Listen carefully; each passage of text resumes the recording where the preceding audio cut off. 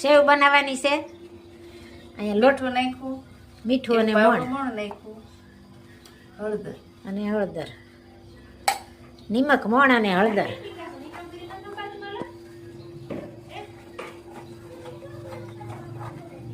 લોટ બાંધી લેવાનો. હવે સરસ મજાનો લોટ બંધાય.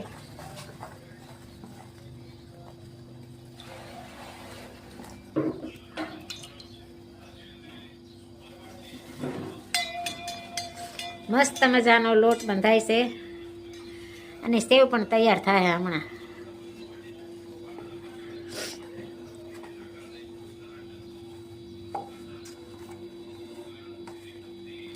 હાથ બગડે નહીં, વેલણ હાથ બગડે નહીં ને એટલે વેલણથી લોટ બંધાય છે.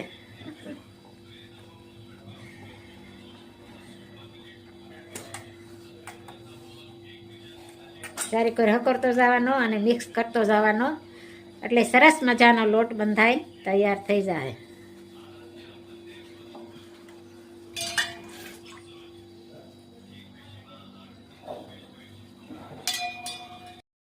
શું બોલ્યા છે આજ નવીનમાં? પીડાપુરી. વાહ, જો નવી નવી રેસીપી હમણાં જબર જાણવા મળી છે. અને આ માલા હોતે જો ટક ટક ટક ટક ચાલુ કર્યું કામ. સરસ મજાનું. વરસાદ શરૂ છે, લાઈટ ગઈ છે. કાલે વરસાદ બહુ પડ્યો, ખેડૂત ભાઈઓ મુશ્કેલીમાં આવી ગઈ, ઉનાળો પાક બધો નિષ્ફળ ગયો. તારે ક્યાં વાંધો છે? ગમે એટલો વરસાદ થાય તો તું તો નાવા જ જા ને. ખેડૂતને ખબર છે હું દશા છે. ત્યાં સેવ બની રહી છે ને પીડાપુરી વણાઈ રહી છે. સરસ મજાની ભાઈ આઈટમ આજ બની રહી છે. 2 દિવસથી આવે નવી આઈટમ શરૂ થઈ છે. વાહ, ખૂબ સરસ મજાની સેવી ભાઈ. શાક કરવી ઘરના સેવનું અને રોંઢે સેવ મમરા ખવાય. કે માલા નહીં, તો માલા આવી પણ ગયા. આવી ગઈ જો. હા, માલે તારે શું ખાવું છે? માલે પાણીપુરી. રોજ હોય પાણીપુરી તો સાંજે ખાધી ને આપણે હાંજની. તો અત્યારે સેવ બનાવી, સેવ ખાવી છે ને. સરસ મજાની ઝીણી સેવ તૈયાર થઈ જાય છે. કોમેન્ટ પણ સારી સારી આવે છે તો બધાને ખૂબ ખૂબ આભાર. બધાને જય સ્વામિનારાયણ, જય શ્રી કૃષ્ણ, જય જીનેન્દ્ર, જય સિયારામ, હર હર ભોલે મહાદેવ ને જય જલારામ બાબા. જય જલારામ આજ તો વર્ષાબેન સોની, જ્યોત્સનાબેન ને, ભારતીબેન ગોહેલ ને, વનિતાબેન ને, યશુ ભટ્ટી ને બધાની સરસ કોમેન્ટ આવીશ કે બાળકો વેકેશન માં આવ્યા ને તો તમને તો બહુ મજા આવે છે.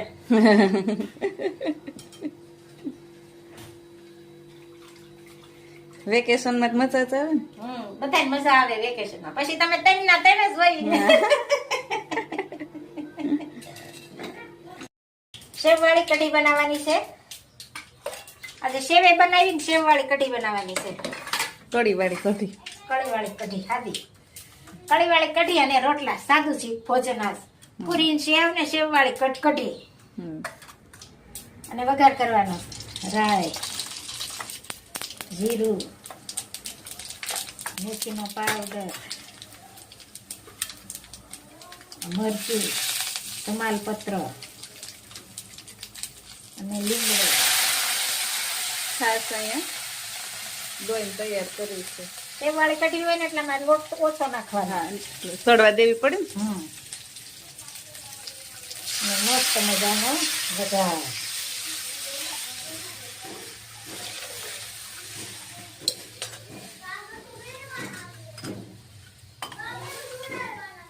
આમાં ગળી ખાઈ હોય એ પ્રમાણે ગોળ નાખવાનો.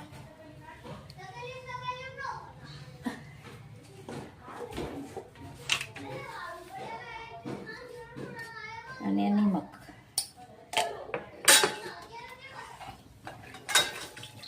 સેવ થોડીક ઉકળે પછી સેવ પાડશું. થોડીક ઉકળે પછી સેવ પાડવાની અને સડવા દેવી પડે કઢીને તો હારી લાગે સેવ વાળી કઢી. નફક તો ડફક ડોયો ડફક ડોયા જેવી લાગે. સડી નો સડી નાખી દેવી તો કઈ સ્વાદ નો આવે એનો. વધારે અને થોડીક ગેસ બાળવો પડે ઉકળવા કઢીને તો કઢી હારી થાય. નકર તો હાલો હળદર મીઠું નાલો કઢી સડી ગઈ તો એમ કઈ કઢી સડે નહીં. કઢીને 15-20 મિનિટ ઉકાળો એટલે મસ્ત કઢી બને દેશી કાઠિયાવાડી.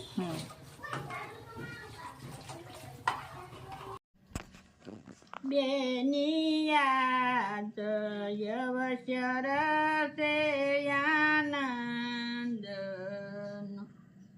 તેમાં વળગી છે માયાની જાળ અવશ્ય રસે આનંદનો બેની એક સમય એવો આવશે બેની ઓચિંતાનો લઈ જાશે કાળ અવશ્ય રહ્યાવો નહીં બેની પરમ કૃપાળુ પ્રભુજી છે બેની એ છે દિલના દયાળ સ્મરણ કરો શ્યામ બેની તાર ટપાલ ત્યાં નથી આવતા બેની ગયા એના નહીં સમાચાર સ્મરણ કરો શ્યામ બેની અંતના જ્ઞાનમાં સમજ બેની કરો આત્મામાં વિચાર સ્મરણ કરો શ્યામ બેની અંતર શત્રુને તમે ઓળખો બેની કરાવે છે ભજનમાં ભંગ સ્મરણ કરો શ્યામ બેની ભજી લેવા ભગવાન બેની કાળ નહીં ગણે વૃદ્ધ કે બાળ સ્મરણ કરો શ્યામ બેની પુરુષોત્તમ વરને પામ બેની રણ છોડ કહે છે રંગ સ્મરણ કરો શ્યામ જય સ્વામિનારાયણ. જય શ્રી ખૂબ સરસ મજાનું કીર્તન ગાયું અમારા ભાઈએ.